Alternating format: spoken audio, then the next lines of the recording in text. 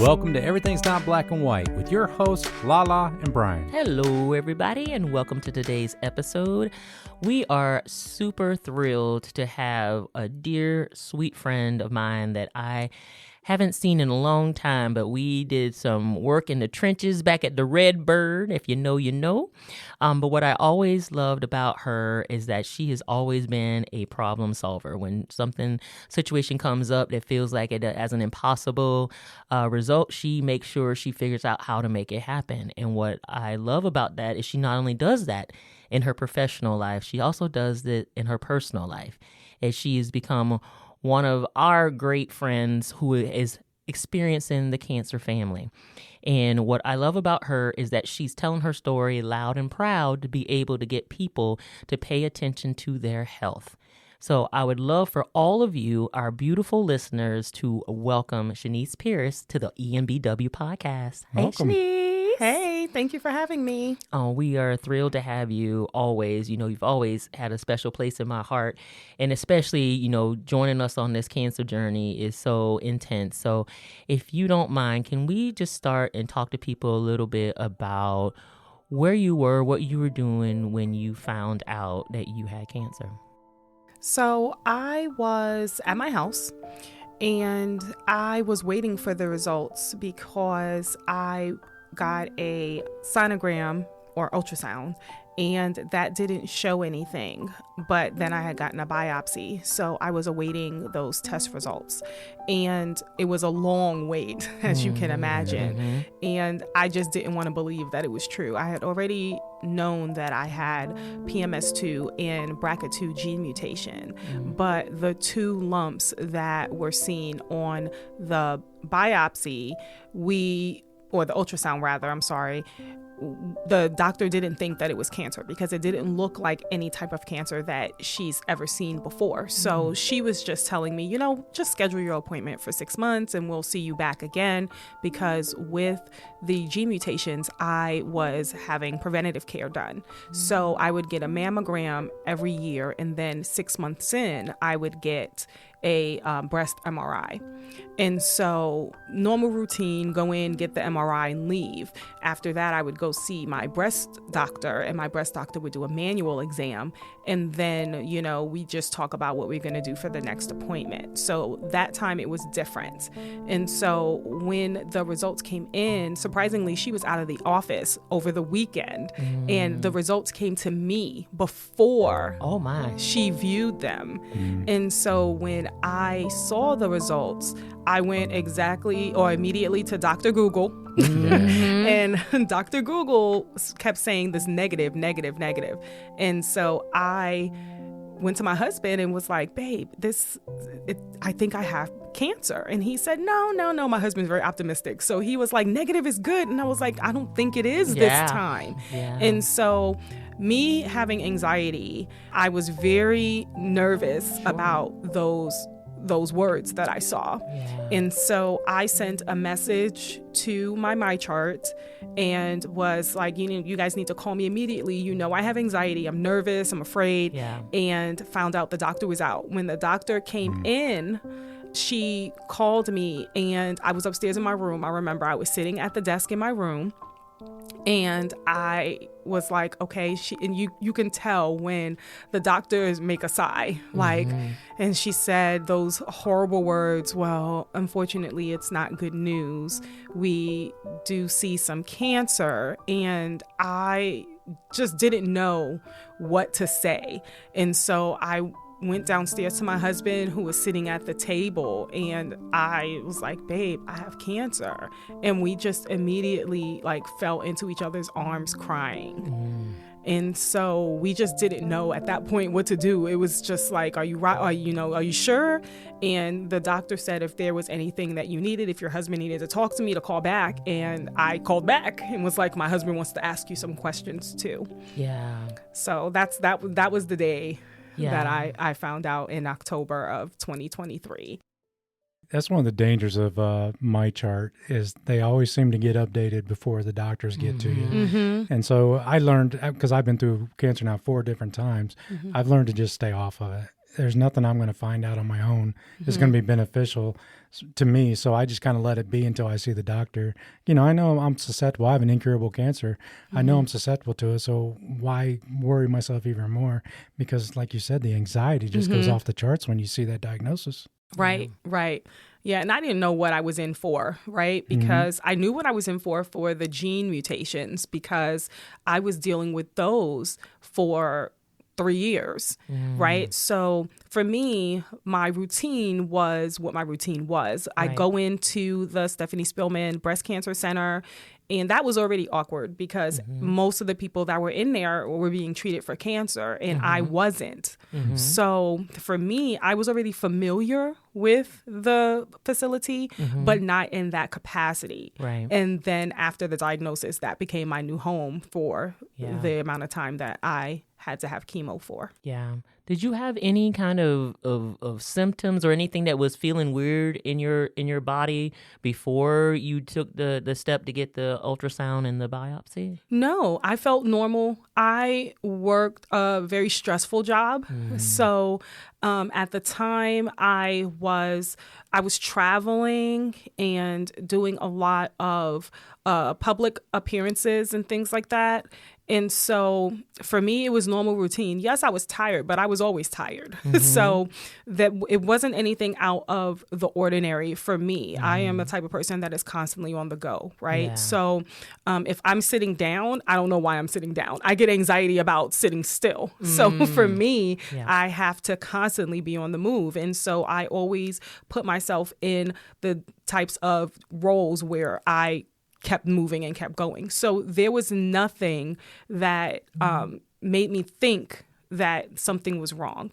Yeah. So that was, it was a shock to me. But I don't think I would have noticed anything because my cancer was caught very early. It had just started. It was like if you take a pencil and put a dot on a piece of paper. Wow. So it was so tiny, like we caught it as soon as it started. So I was very lucky in that regard. That's amazing.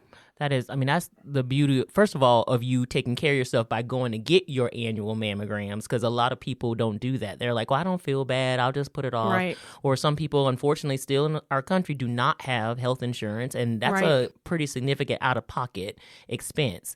And so I think part of, what I think people need to understand here is benchmarking your health is super important for your longevity. Right? You have to do the thing to be preventative as much as possible. Right, especially in the Black community. Yeah. And that is something that I advocate for in every conversation that I have, because for men and women in our community, there is this stigma around going to the doctor. Yeah. And that isn't something that you need to wait until that's your only option. Right. The doctors are here to take care of you. They're not in it they're going to get paid regardless. Right. And I've heard that number of times. Oh, the doctors just want my money. Like, that is the most silliest thing that I've ever heard. The doctor is going to get paid when you make the appointment. They're going to get paid regardless. Right. So go in and advocate for yourself.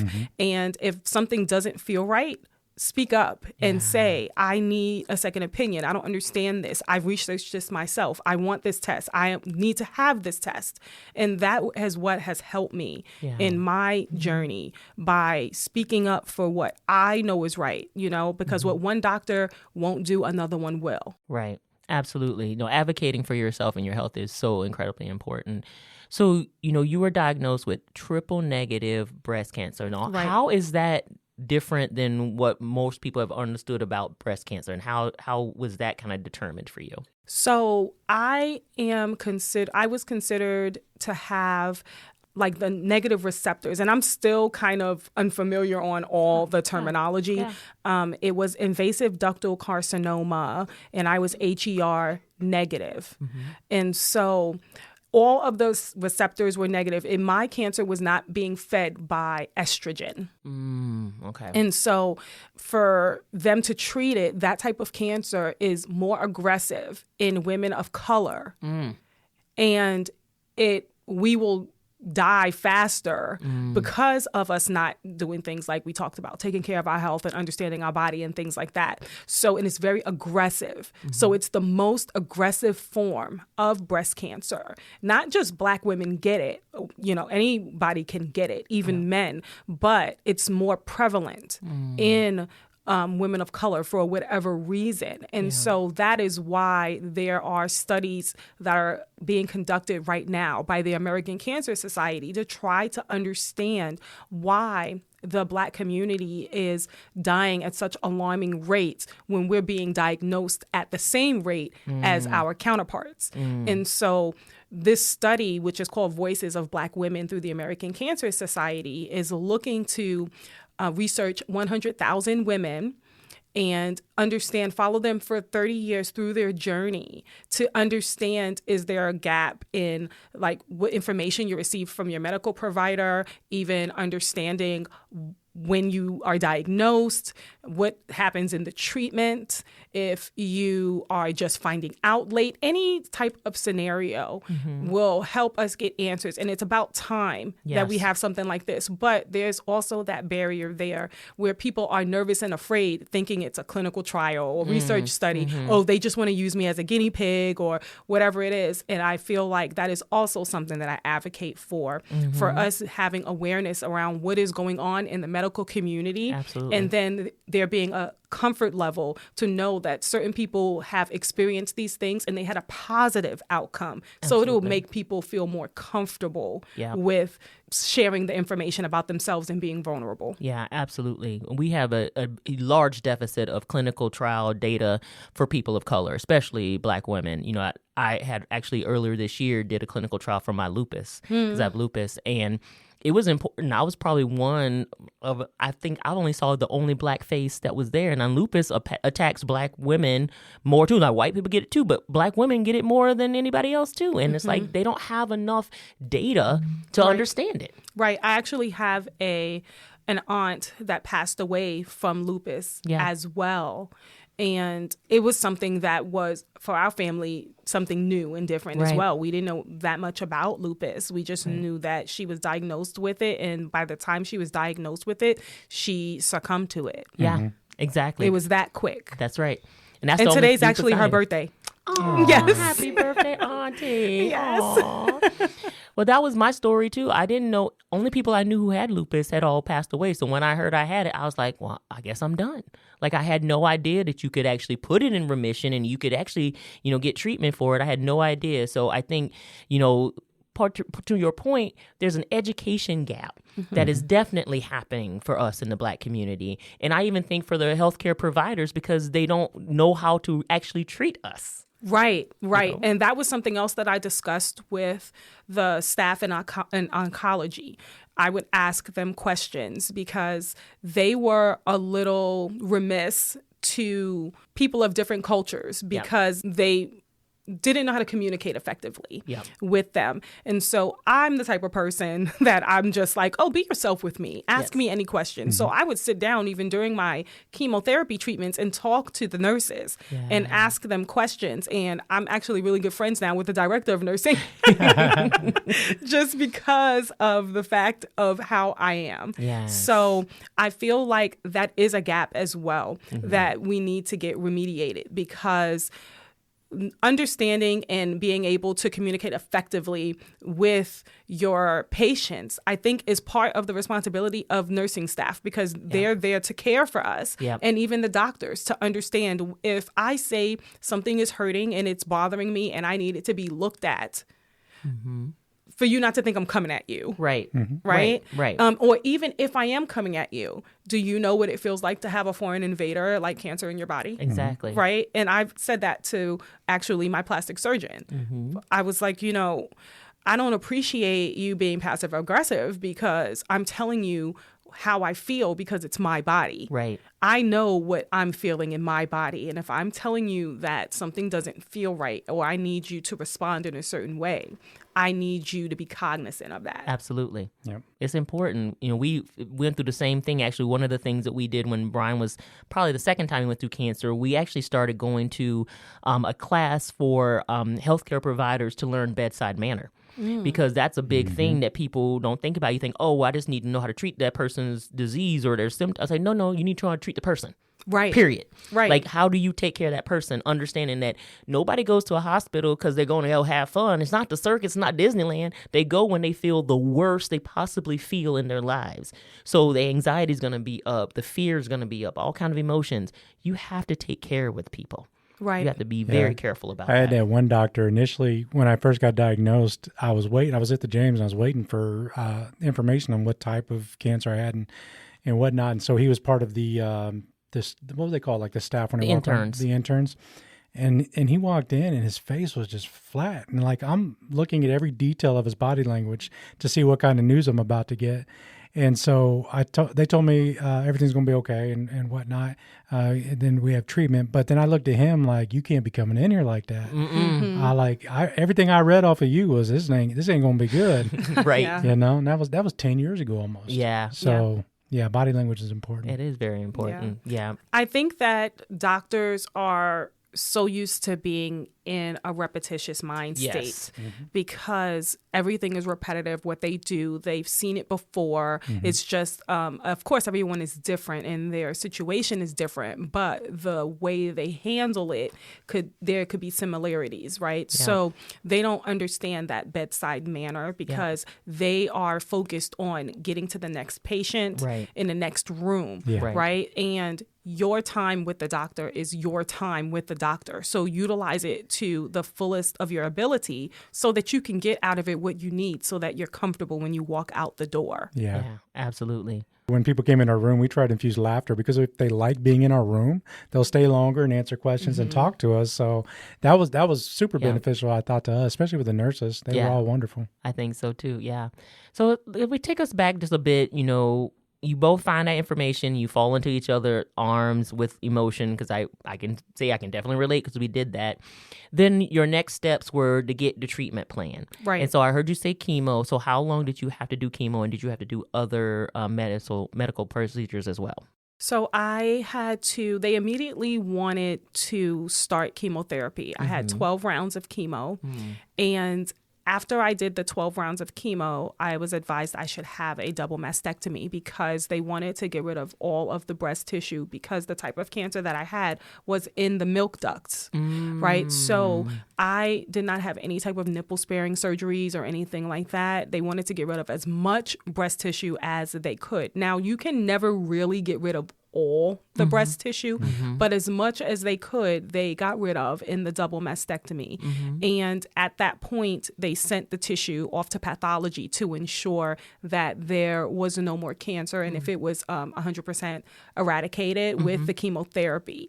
The medical oncologist took that route because he said sometimes people get the surgery and then do chemo after, but he wanted to see how my body reacted to the chemo first and if it could rid my body of all the cancer cells because cancer is a tricky disease, right? It can hide and go all over different parts of your body, right? So after I had the double mastectomy and they sent off my tissue, it came back gratefully that all the cancer was eradicated. But being the way that I am, I said, I need a bone scan again because I want to make sure that everything's gone. How do you know something's not hiding somewhere? Especially when it doesn't hurt. Right, when you don't feel it. Like cancer we are told it's not supposed to hurt, right? You're not supposed to feel it. And the chemotherapy is, they're putting this poison or whatever in your body that kills all your healthy cells, right? So the reason why people are so sick is because their body is open to anything to enter it, right? So it's not the cancer, it's the treatment to cure the cancer, right? So that's why people lose their hair and all of those types of things, right? So for me, getting the double mastectomy was another surgery. I had the hysterectomy with my genetic mutations. They advised for me to get that. So that was the actual first surgery that I got. And that was to remove all of that, all of the women organs and stuff, so that I didn't have to, worry about that part. Yeah. But the double mastectomy was when we found that we had the cancer, that I had cancer. Yeah. So I didn't know that that was going to happen. And the doctors did not anticipate it happening that fast. They always said it might happen when you're in your 60s or your 70s or something like that. But then when they saw it in my 40s, they were like, oh my gosh. But I did have a family history of having breast cancer in the family. And that's also something very important that I want to stress, that people should know and understand what their medical history is and their background so that they can equip themselves to prevent anything in the best way that they can. And having that awareness and letting the doctors know, because then they know how to treat you and what to look out for. Absolutely. Yep. Absolutely. So now I know you have some daughters as well. Are they getting checked right now for the BRCA gene to make sure that they are going to have their, proper procedures done if they need to? So our two daughters, they are 24 and 25. They did get genetic testing as well. And our oldest daughter does carry the PMS2 gene mutation, and our second oldest daughter carries the same gene mutation, that I have, which are the BRCA2 and the PMS2. The preventative care starts for them at the age of 26. Okay. So Naomi, who is our oldest, she will start some of her preventative care next year. And then Sade, our second oldest, still has some time yet to start hers. But because she has the BRCA2 gene mutation, she has to think about a lot of different things with having children and how that could possibly be impacted, and as well as making decisions like if she wants to have preventative double mastectomy as well. And that's something that we're already talking about. But because I've gone through this journey and continue to go through it, I'm there to hold their hand, and it makes it a little bit easier. Yeah, Absolutely. And I think that's so important for them to be a part of this journey with you and be a part to see how you are going through it and what they can expect for themselves, but also the support that you need so much. And so I know we talked about that a little bit before, but I'm looking across the studio at your beautiful mom and your amazing husband. But tell me about the support you received and you continue to receive that helps you get through this time. So, of course, having my family close to me has been tremendous in my recovery. My husband is my caregiver and still is my caregiver. I think I'm cleared right now to be doing things, but my husband still doesn't let me. So that's what I'm talking about, Russell. Make it happen, brother. He's amazing. And my mom is here from New York. She walked with me in the Komen walk. And my in-laws have been tremendous as well. Friends, the cancer community, all of my breasties and my pink sisters. And I don't know, do we call men breasties too? I don't know. Sure. I don't know. Sure. Sure you can. Great question. You have breast men. Yes. Men have breasts too. They're just flat. Yes, exactly. I don't know. I'm probably an A cup right now, so I don't know. I got to be careful. So yes, just an amazing village. Doing things like the American Cancer Society. I sit on their board for the Making Strides Against Breast Cancer Walk. I also sit on the board for Columbus for Susan G. Komen.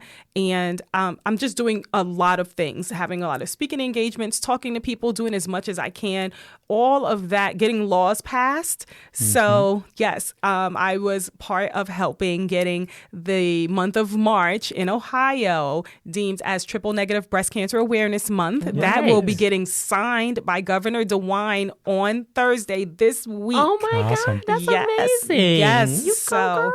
Yes. So that is super, super exciting for everyone that was involved and even our community, because now we can spread more awareness, and we have a month that's deemed for that. That is so March is Women's History Month as well. That's right. So we can utilize it, there to tell people if they didn't start the year with their mammograms, they can go do it now and do all types of amazing things. And I am so honored to be part of history. Yes, you are a history maker, and you're also saving lives for the future. And I love that so much. I mean, that is spot on for who you are. Thank you for doing that. I think it's amazing how, like, once you get into the cancer community, you don't want to be there, but you're there. Right. Then all of a sudden, Right. everybody just welcomes you in, Yes. and then you're just a part of everything going on from that point forward. Yeah. Yes. Kudos to you for being out there and doing all that. Yes. Thank you. It's such a beautiful thing. So, Yes. you know, I'm always in awe of you. Always have been. You've always been a go-getter. No, you really have. You know, I know we've had lots of moments, girl, when we be looking at people sideways in the cafeteria. Girl, like, them fools undid this again today. Don't be telling our secrets. Listen. But, like, just to see you continue to shine, to see you and Russell holding each other down like this, to see your girls growing up, it's so beautiful. And now that I've met your mom and know where you get it from, man, that's solid right there. So Thank I'm you. just so proud of you as who you are as a person. Just really, you know, going out of yourself. You're being very selfless to give back the way you are. And it's a big deal. Absolutely. You know, we've had this cancer journey for almost 12 years now, so we understand it. It's not easy. And I give kudos to you, Russell. I'm a caregiver too, so I get it. Baby, it's not easy. But you do what you do for the people you love, and I appreciate you. So it's just a beautiful thing to see you all still thriving and smiling, going through this. It's a really big deal, so I appreciate you. Thank you. I appreciate you for welcoming me to have this conversation so that we can continue to spread awareness in the masses. Yeah, absolutely. We need that. So speaking of spreading awareness to the masses, I know you do a newsletter, and I would love for you to tell the audience about that so we can get them connected to it. Yes, so I have a newsletter that I write. It comes out every week through LinkedIn. It is called Surviving Triple Negative Breast Cancer, and that is Surviving TNBC. My Brave Path. And what I do every week is share some of my story in bits and pieces, but then I also add an educational piece to it to let people know, you know, if this impacts you or if you have questions, these are the areas where you can go. These are some of the areas that I go. I pay homage to my medical staff team, not my medical staff because I'm not paying them, but my medical team. Yeah, you are. Yeah, you are. Paying them back in abundance by staying cancer-free. Yes. Plug for Stephanie Spillman and the James. That's right. So I share a ton of information that I feel is very crucial to our community. Yes. And for us to reverse the statistics of us dying at alarming rates, why do we have to be at the higher end of statistics that shine a bad light on us? That's right. Why can't we be part of the movement of positivity and us having awareness and taking control back for our bodies and us living longer? Yes. So that is what my goal is to just continue to in the fight and holding the hands of others as well, and being the voice of those who don't have a voice or they don't have somebody to hold their hand or cry or listen to what pain that they're feeling while they're going through this. So hopefully my readers or my subscribers get that out of my newsletter. I'm meeting people every day and connecting with people, and just stay tuned because I have so many things in the works, and people are going to know me around Columbus if they don't already. They need to know you as someone who is the voice for us, and to make sure that we're here and that, you know, cancer is not going to take us out, not just us as a Black community, but anybody that is facing this journey or this path. Those that we've lost. My grandma just passed away in October, and she had breast cancer, metastatic breast cancer as well, and she beat it twice and it came back, and she succumbed to it, and she was just tired. But she knew when it was time for her to go, and that what her purpose was and what she was here for. And so I make sure to speak her name as well. And hopefully she knows that I'm doing all of this, and she sees me and she's smiling and knowing that I'm trying to help save, you know, at least, you know, just one person, you know. And I know she's smiling. I know she's proud of you. And What's your grandma's name? her name is Molly. Molly, okay. Yeah. Grandma my Molly. grandmother was named Millie. Yeah. Oh, come Come on now. Molly and Millie. Molly and Millie. See, we were destined to be together. That's See how that right. works out. Oh, Was she from the South? yes, she was. South with an F? Yes, the South. She was born in Port Royal, South Carolina, and then moved to Sylvania, Georgia, honey. You can't get much more southern than that. We were Listen. Virginia and South Kakalaki. South Kakalaki. And we a Gullah Geechee, baby. You already know. My dad's, let me tell you what my dad's nickname was. What? Geech. Stop. Listen. See? Being a Northern Yankee over here, I have no idea what you're no idea talking what you're about. talking about. That's okay, baby. That's okay. I'll catch you up later. I'll catch you up later. See, honey, we can folk. That's it. Right. We can folk. That's right. Well, I am so proud of you, sis. I love you so much. We are so honored to have you here and sharing your beautiful, heartfelt, and intimate story with us. Thank you so much for that. Me. I appreciate it. I love you guys too. It is our pleasure. And Brian, if people want to get in touch with us, how do they do that? Yeah, they can email us at embwpodcast@gmail.com, or they can follow us on Facebook and message us through that app as well. Absolutely. Well, that's all the time we have for today, folks. Thank you all for listening. Thank you to Shanise and her beautiful family for joining us today. And keep getting those preventative checks, all of you. Take care of yourselves. Thanks, everybody. Bye-bye. Bye.